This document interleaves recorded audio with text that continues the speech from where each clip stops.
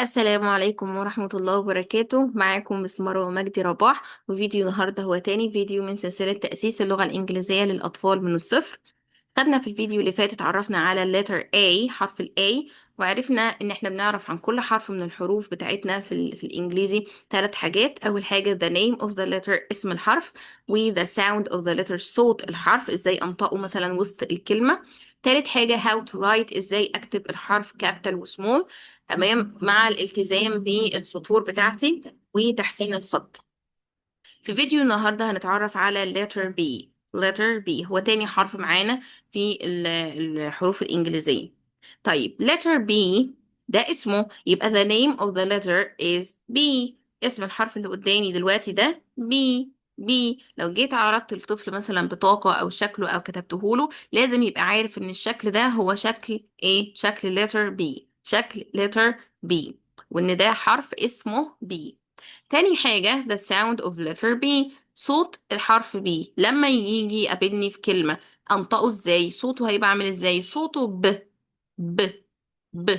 في أطفال بلاقيها بتنطق با، طبعا ده غلط. ليه؟ لأن أنا دلوقتي مش في مرحلة البلندنج، دلوقتي أنا مش في مرحلة الدمج علشان أدمج صوتين زي ب وآ اللي هو صوت حرف الآي، وأقول با، كده أنا دمجت صوتين. ولكن أنا هنا عايزة في المرحلة دي، مرحلة الحروف، ان انا اعرف صوت الحرف لوحده بشكل منفرد. فانا هنا حرف البي صوته ب بدون دمج، بدون، لان انا مش قدامي دلوقتي كلمات، يبقى صوته ب ب. طيب ازاي اكتب letter B؟ how to write letter B؟ اول حاجة capital. نفتكر مع بعض احنا بنكتب ازاي. اولا انا عندي ثلاث سطور، line 1 line 2 و line 3. الثلاث سطور يفضل طبعا ان لو السن صغير اجيب للطفل او الطالب بتاعي كشكول ثلاثي، ثلاث سطور كده مش سطرين. اول حاجه في كتابه الحرف الكابيتال، نفتكر ان احنا دايما بنعمل ستارت بوينت يعني نقطه البدايه، ودي بتكون اتجاه الكتابه بتاعتي بيكون up to down يعني من فوق لتحت. فانا هنا هاجي عند line 3 لان انا بكتب هنا حرف كابيتال، فهتكون الستارت بوينت بتاعتي عند السطر الثالث من فوق، ببدأ دايما من عندها. وبعدين بعمل ايه؟ بنزل بستريت لاين. ستريت لاين يعني خط مستقيم، مش خط مايل زي الحرف الاي، لا خط مستقيم. خط مستقيم ده بيكون up to down من فوق لتحت لحد ما اوصل لحد لاين 1، لحد السطر الاول. ما بنزلش تحته اكتر، لا، ويكون ايه يعني من السطر الثالث للسطر الاول فقط. بعد كده برجع للستارت بوينت بتاعتي، نقطة البداية بتاعتي، وبعمل هاف سيركل، نص دايرة. نص دايرة دي بتكون فين؟ بتكون ما بين لاين 3 ولاين 2، بتكون ما بين السطر الثالث والسطر الثاني. تمام، هاف سيركل، نص دايرة. بعد كده ما بسيبش القلم بتاعي، برجع تاني من نفس النقطة وبعدين بعمل واكمل هاف سيركل، نص دايرة كمان داون. داون يعني من تحت، يبقى انا عندي واحدة اب من فوق وواحدة ايه من تحت، نص دايرة من فوق نص دايرة من تحت.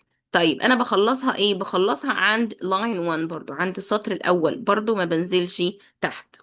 تاني بعمل ستارت بوينت بتاعتي عند لاين 3، بنزل ستريت لاين، خط مستقيم ستريت لاين اب تو داون من فوق لتحت لحد لاين 1.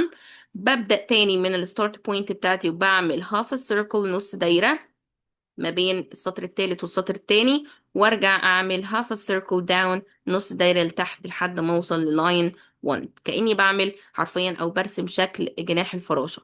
تاني ستارت بوينت عند لاين 3، ستريت لاين، خط مستقيم up to down من فوق لتحت، هاف سيركل، نص دايرة، هاف سيركل داون، نص دايرة لتحت. طب حرف البي السمول بيتكتب ازاي؟ احنا قلنا ان الحروف السمول بتكون بين السطرين، ولكن في حروف ما بتبقاش كلها بين السطرين، لا بيكون في زي لاين طالع مثلا لفوق واصل للسطر الثالث، او كأنه تيل، كأنه ديل نازل تحت السطر. ولكن الشكل الأساسي أو بداية الشكل أو معرفة الحروف من بعضها بيبقى بالشكل المميز اللي بين السطرين. فأنا هنا هبدأ منين؟ أنا هبدأ من برضو من لاين 3، من السطر الثالث. تمام، هبدأ من فوق خالص. لاحظوا أنا ببدأ من نفس النقطة. إذا لو حطيت بي كابيتال زي جنب جنب بي سمول، الاتنين هيكونوا زي بعض من حيث الطول، هيكونوا في نفس الطول. تمام، مش مثلا البي سمول هيكون صغير، لا هيكون نفس طوله بالظبط. تمام، لان نفس نقطة البداية. فانا هبدأ من لاين 3 وبعدين هنزل هنزل برضو straight line خط مستقيم up to down من فوق لتحت، تمام، لحد ما اوصل للاين 1. طب بعد كده انا هنا بشتغل على small، فانا مش هرجع للستارت بوينت بتاعتي لفوق، لا هاجي عند النص between lines ما بين السطرين واعمل small half a circle between lines، هعمل نص دايرة بين بين السطرين. تمام، ممكن اعمل انحناء زي كده او ممكن اقفلها خالص، تمام، بحيث تكون مقفولة من تحت. يعني ممكن يبقى في كيرف كده زي هنا كده، ممكن يبقى في كيرف كده واللاين باين ان في حتة لسه نازلة، او ممكن اقفله خالص. يعني ممكن اعمل كده ويبقى في سنة باينة، او ممكن اعمل كده ويبقى على السطر ده بي سمول. تاني الستارت بوينت بتاعتي on line 3 على السطر التالت straight line up to down half a circle between lines half a circle between lines نص دايرة بين بين السطرين. يبقى في فيديو النهاردة اتعرفنا على letter B. اسمه the name of the letter is B، اسمه B. the sound of the letter is B. B. B. آخر حاجة how to write B capital and B small. أشوفكم في فيديو جديد إن شاء الله مع حرف جديد. لو عجبكم الفيديو واستفدتوا ما تنسوش تشتركوا في القناة ولايك للفيديو. السلام عليكم ورحمة الله.